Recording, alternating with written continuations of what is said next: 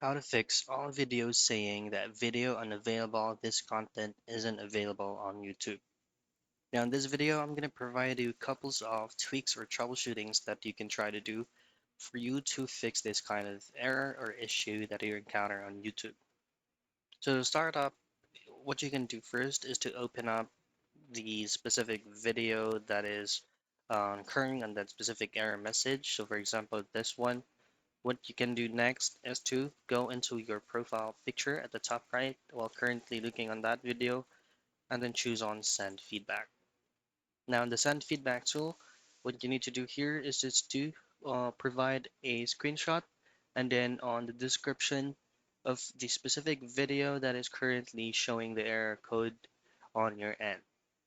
What you can do as well is to log out on the current account that you're logged in and then try to review the specific video which has the error message, which you can know that if that specific video is only showing an error if you're logging in into your account.